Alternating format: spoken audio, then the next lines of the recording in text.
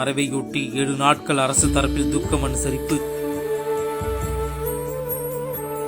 மத்திய அமைச்சரவையில் இரங்கல் கூட்டம். முழு அரசு மரியாதையுடன் முன்னாள் பிரதமர் மன்மோகன் சிங் இறுதிச் சடங்கு.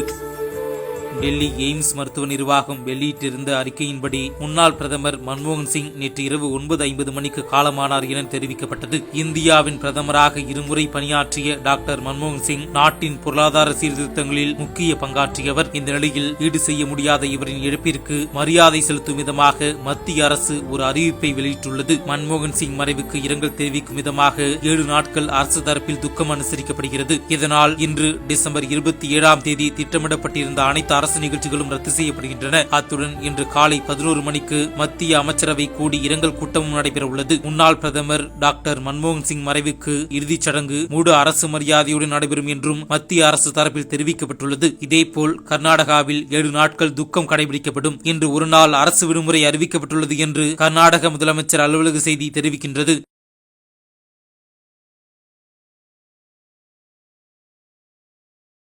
ரத்தன் டாடா மறைவால் நாடே இடிந்து அழுத நிலையில் முன்னாள் பிரதமர் மன்மோகன் சிங் மறைவு மனதை நொறுங்க செய்துள்ளது. 2024 முடிய இன்னும் 4 நாட்களே உள்ள நிலையில் உடல்நலம் பாதிக்கப்பட்டு டெல்லி எய்ம்ஸ் மருத்துவமனையில் அனுமதிக்கப்பட்ட மன்மோகன் சிங் உயிரிழந்ததாக மருத்துவமனை நிர்வாகம் நேற்று இரவு 10:30 மணி அளவில் அறிவித்தது.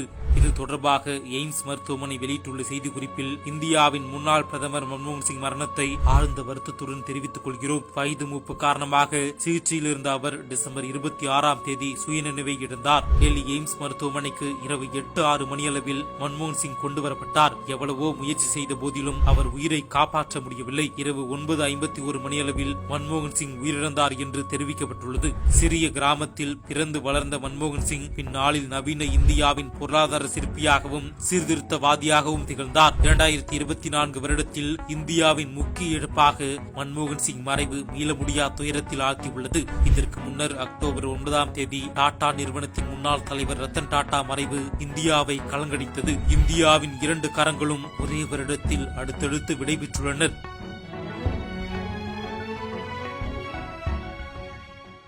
இந்தியாவின் முன்னாள் பிரதமர் மன்மோகன் சிங் தனது 92வது வயதில் காலமானார். உடல்நலம் பாதிக்கப்பட்டு டெல்லி எய்ம்ஸ் மருத்துவமனையில் அனுமதிக்கப்பட்ட மன்மோகன் சிங் உயிரிழந்ததாக மருத்துவமனை நிர்வாகம் நேற்று இரவு 10:30 மணியளவில் அறிவித்தது.